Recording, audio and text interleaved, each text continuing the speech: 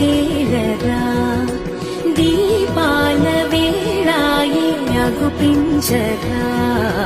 గోపాల గోపాల అలకేలరా చీకటి వేళకి నీ పంచన చేరని మనసిది శమించునా వెన్నని మన్నని దోసములెన్నను చెల్లాట చాలించరా అల్లరి చేష్టల దండించిన హక్కున చేరి చిలాయించన నెమ్మది చెదిరిన అమ్మను చూడగ విరాన రారాదురా గోపాల